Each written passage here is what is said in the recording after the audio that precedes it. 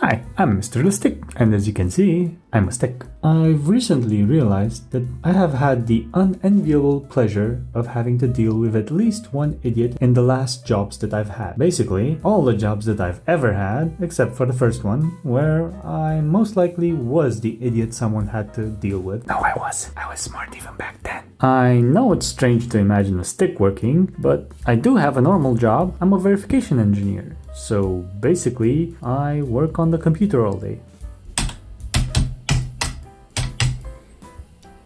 Boobies. You'd think interacting with engineers would mean not having to deal with idiots. Wrong! Sure, there may be fewer idiots, but let me tell you, they are everywhere. I mean, I saw Idiocracy and I thought I was watching a documentary at first. No one's laughing, Stick. I know, it's not a good or famous movie. But if one person Googles it, I call this video a success. If you're the unlucky one to do it, write it down in the comments. You thought there was only one weird stick, right? Ha! You're welcome! Back to idiots. I have no issue in general with less intellectually capable people. Oh, big words. Dude, I'm filming! I start having problems when I have to work with these people. And for some sick sense of humor from the holy bits of coding, I have had to work with far too many idiots up to now. Holy bits of coding? That's going to be a bit strange for some people. Stranger than a talking stick? Good point. My first time working with a bad engineer came fairly close into my career. I was still a junior and I had to do a knowledge transfer for something I had been working on. No problem. My boss started telling me the engineer taking over had over 10 years of experience, but ended with telling me to be patient and to expect lots of questions. Huh? Why? 10 years of experience is a lot. My trainer had 10 years of experience at the time and he was awesome with a capital A, though I think I modeled him a bit too much. We both have a tendency of coming up with the best solutions to problems on the toilet. Ew. Anyway, I asked my boss how bad could it be. I mean, you have to learn a lot in 10 years, right? Right. So she told me that I will have to see for myself how bad it is, because I won't believe it until I finally see it. And oh boy, was it bad. Let me tell you, there's something special about hearing the same question 3 times in 15 minutes. But that person knew their limitations, so it was actually not that bad of an experience. It was definitely eye-opening. I never thought people like that could end up as engineers working on new products. But at least they were nice to talk to. Slightly frustrating to get to understand something, but this story is only going to get worse from here.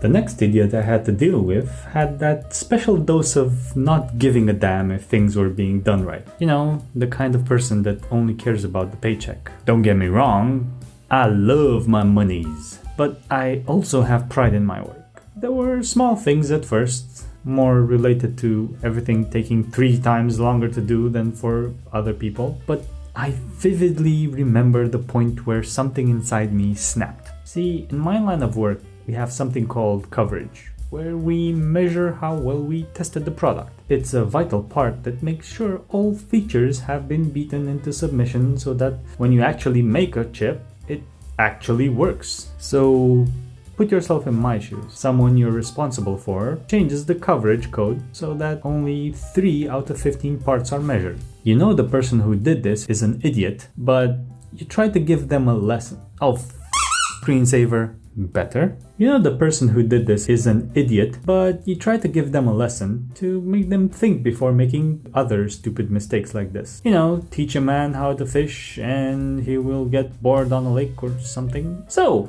I asked, do you think it's a good idea to ignore 12 parts? The follow-up question would have been, why don't we want to ignore anything? Now, these weren't even meant to be trick questions, just a way to get to we never measure fewer things. The more coverage points, the better. But the answer I got was, how should I know if it's okay to ignore 12 parts? What? You can imagine my jaw dropped. You don't even have a jaw, Stick. It's an expression, dude. I'm not going to go into any more details, but things started to get bad.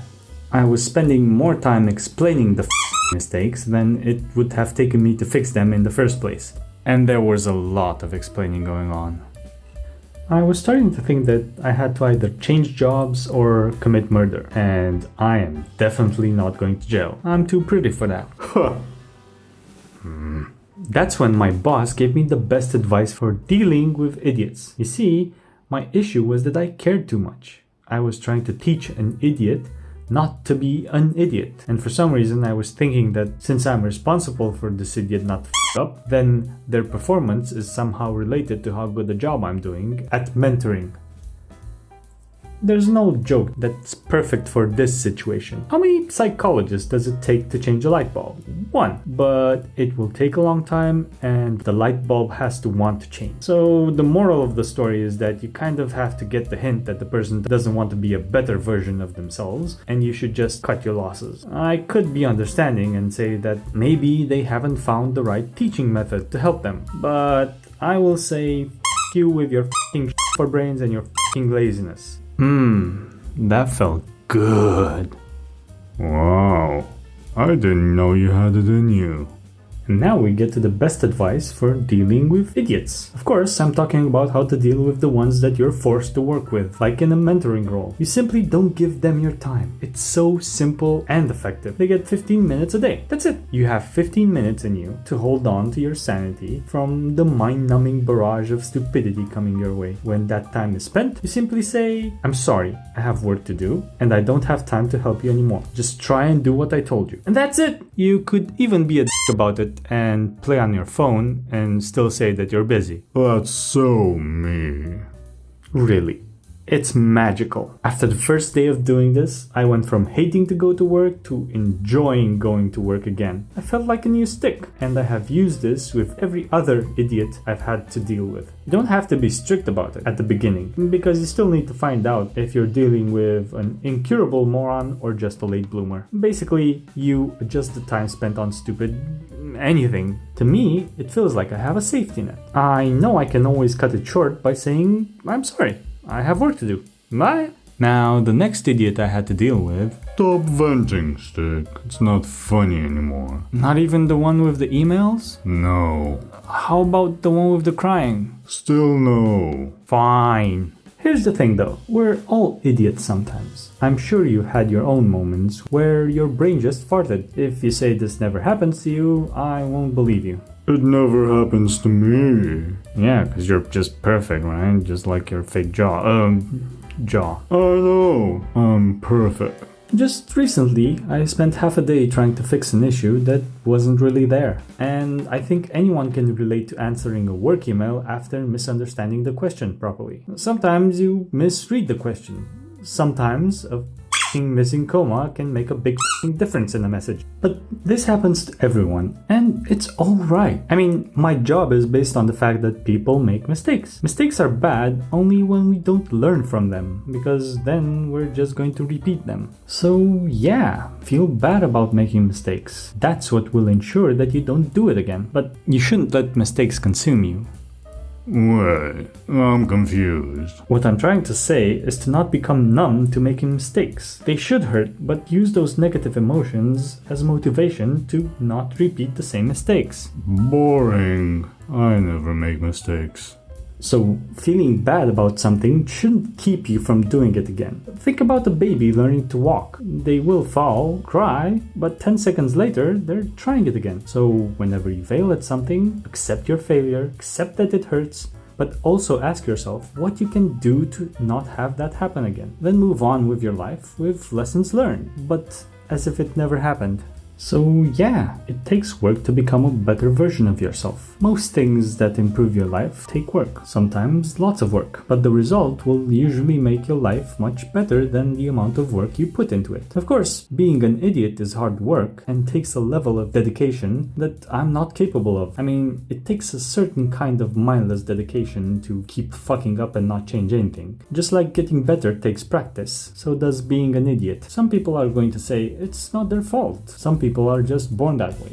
Sure, but I'm talking about the people who choose to be idiots because it's just easier. Just before filming this, I was in a store and one of the idiots that I've been describing was making a scene because they wanted to test a chair before buying it. The employee was trying to say that the particular chair isn't available and she can't take it down from the platform because it's secured. I was testing a chair for myself and smiling on the inside, just enjoying the show. Finally, they said, if you don't want to take it down, I'll do it myself. Then they found out that the chair is tied down. Then, still not realizing that secured means tied down, they go and yell some more at the employee, saying, why didn't you tell me it's tied down? To which the employee replied, I told you it's secured.